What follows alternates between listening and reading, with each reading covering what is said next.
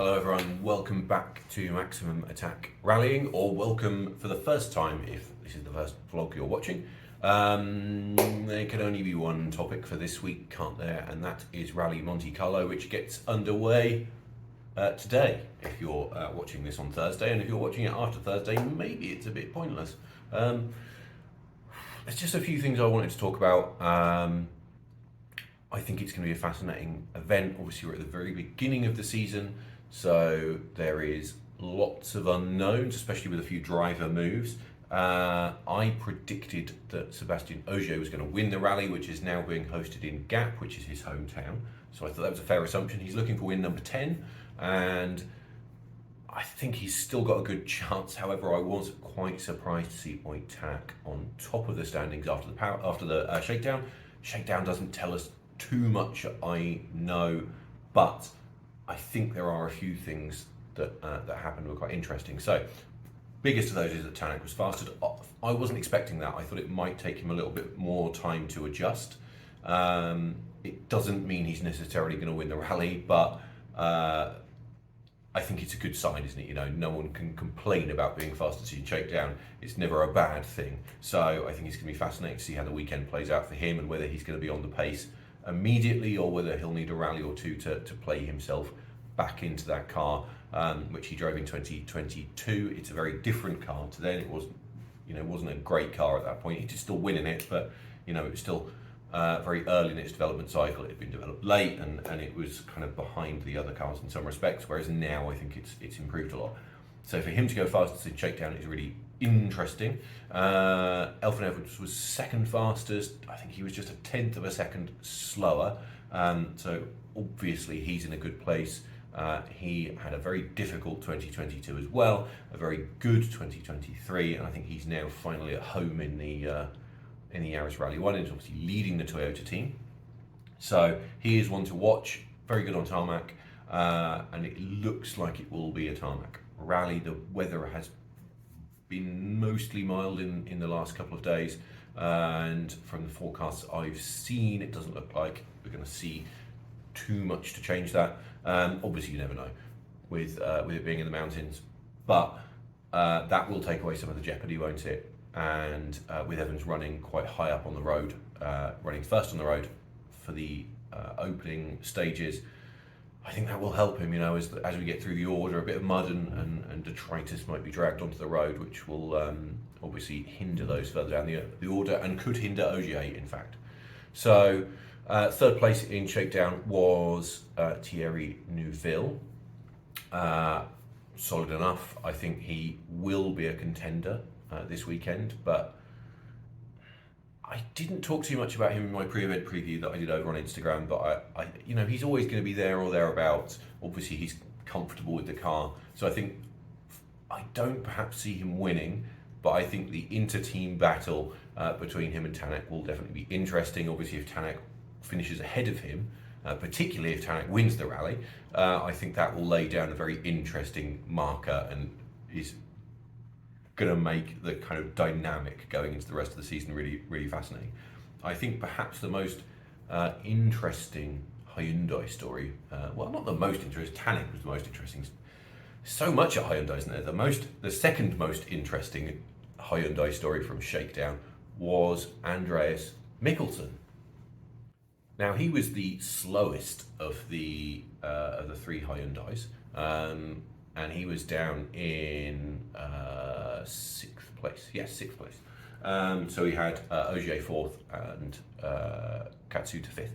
So Mikkelsen was in sixth place, and that doesn't sound that interesting, I know, but he's back in the top category for the first time in a few years, and I think the fact that he got into that car, which he's not going to have had loads of time to drive, and was instantly faster in shakedown than the two Fords. So I think you could look at that in two ways, couldn't you? Firstly, you could say that it was very good for Mikkelsen, and I hope that's the case. I want to try and stay balanced. These videos are very much opinion based, which I'm sure you've worked out by now. But I want to give everyone a fair crack. But I would like to see Mikkelsen do well this year. he's a really good driver. I think last year he demonstrated not just his ability to win and drive with winning in mind and drive tactically. He also showed really good speed last season. So he is a previous WRC winner, and I would like to see him get back to that level. So there's that side of it, but there's also the side of it that, like, if you're M Sport, it's like, we've got two guys that I know. Munster's is new to that car. He's only done a couple of events, but Formo has driven it a little bit, and I think perhaps it would have been nice to see one of the Pumas a little bit. I think perhaps Formo would have been looking to go a bit quicker than that. Obviously, as I say, Shakedown, we don't know the tactics, very much building themselves into the rally, so it might be that they weren't looking to go that fast, but that is definitely a story that is worth watching over the course of the weekend.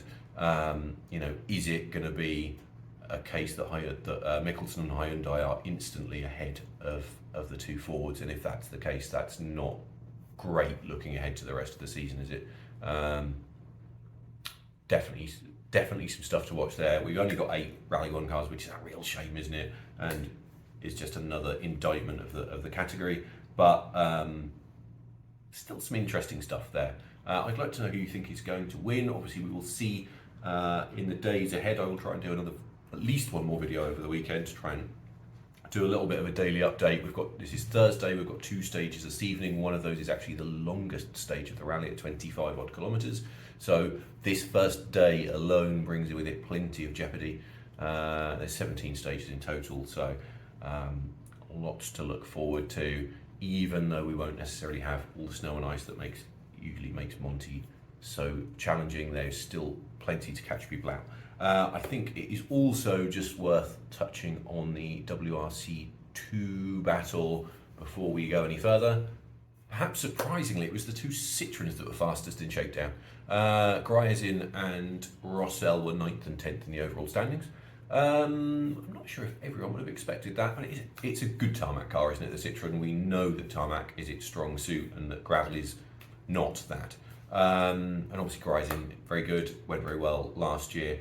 I think WRC2 has a lot to offer this season. We don't have the full complement of drivers, but we do have lots of excitement, don't we? Obviously Solberg is back. We've got Chris Ingram in a new Skoda now. We've got the Toyota Element with Payari.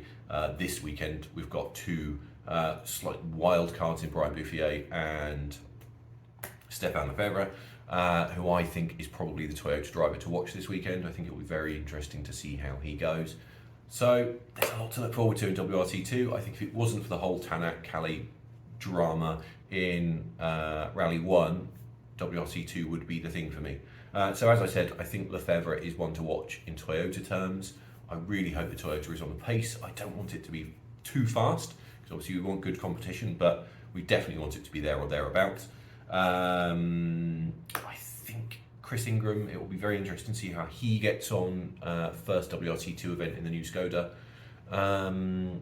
Didn't see too much of him in Shakedown because he was bedding brakes in, which seems a slightly strange thing to have to do in Shakedown. You'd think they would have been able to do that before that moment, but there we are. It's going to be interesting to see how he goes. Obviously, he's got a lot of competition this season, and last year he didn't get to do the program that he hoped to do, so it'll be interesting to see how this year goes for him. As for a WRC2 winner, I find myself drawn to Gryazin. As I said, very good tarmac car. He was very quick last year in Monte Carlo, so I just feel like it might come together for him this year. Obviously, you can't ever discount Oliver Solberg, who was the fastest driver in WRC2 last year. But yeah, I'm going to go Gryazin. I'm going to end this video by saying that I think Gryazin is going to win WRC2. Might be proven wrong. Might have been proven wrong by the time you watch this. But there we go. Yes, I think we will end there, but I will try and do another update perhaps on Saturday evening after we've kind of seen some action there, and then maybe one on Sunday or Monday after the dust or mud or snow has settled. So do stay tuned for those. As always, like, comment, subscribe. As I said in the last video, we've gone over 200 subscribers, which is not a lot in the grand scheme of things, but it is showing progress because we've gone up quite a bit in the last few months. Do please keep following me, and let's keep that number high for my own self-gratification. And I will see you again in the next video.